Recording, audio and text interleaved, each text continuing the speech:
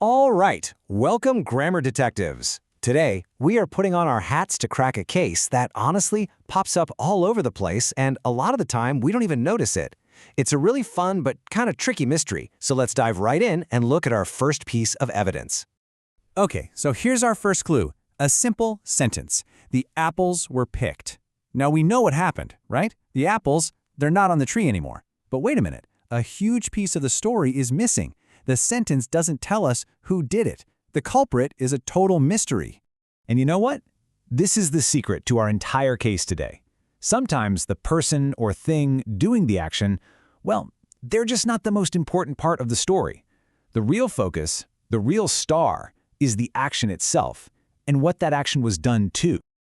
You know, to solve any good mystery, you have to identify the key player. In this grammar case, our star isn't the one doing the action.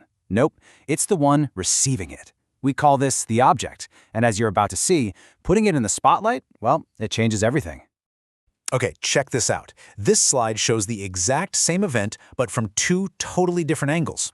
On the left, in what we call the active voice, the gardener is the hero of the sentence.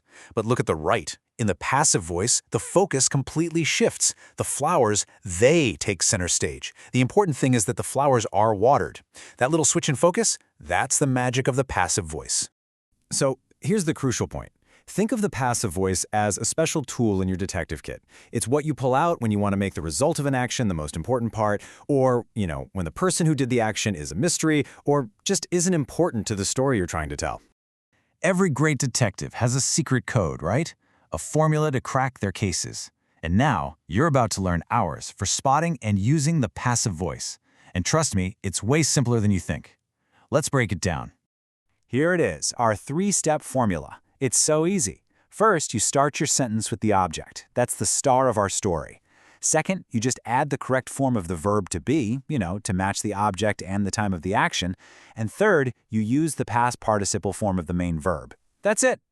So there it is, our secret formula in all its glory. Object plus the verb to be plus the past participle. This is the key that unlocks every single passive voice sentence.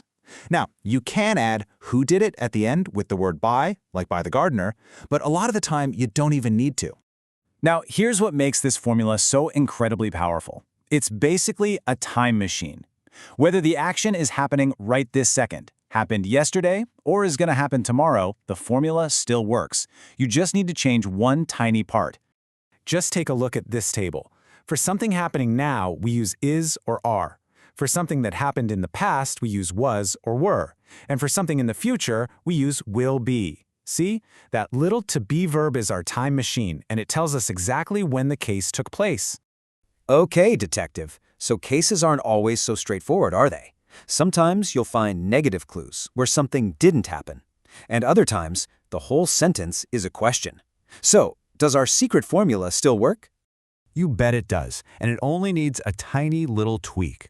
For a negative case, you just pop not right after the to be verb.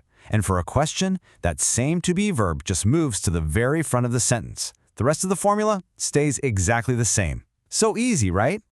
All right, you've learned the theory, you've got the secret formula, and you even know how to handle the tricky cases. It is time to put those skills to the test.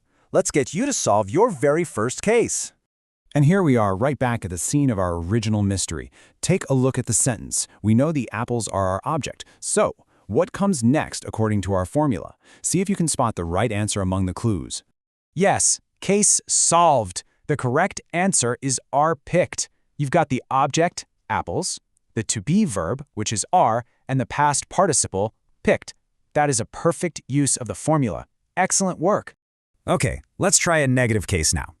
These cars aren't, so we have the object, we have the to be verb plus not. What's the final piece of this puzzle? What's the past participle of make? That's the one. The correct past participle is made. The full sentence is, these cars aren't made in Japan. See? You're becoming a real pro at this. Okay, one last case, and this one has a time clue, so pay attention. Read that sentence carefully. The word yesterday tells you everything you need to know about when this action happened. Which option fits all the evidence? You spotted it. You saw the clue. Yesterday points right to the past, so we absolutely need a past tense verb. And for a single car, the perfect choice is wasn't. That is fantastic detective work. And with that, the case is officially closed. You started with a mystery, you learned the secret formula, and you applied it to solve every single challenge we threw at you. You have successfully mastered the passive voice. So the crucial takeaway today isn't just some boring grammar rule. It's a whole new way of seeing language. As you read and listen to things, keep your detective eyes open for the passive voice. Notice when the focus is on the action, not the person doing it. Now that you have this tool, you're going to start seeing clues everywhere. I wonder, what will you uncover next?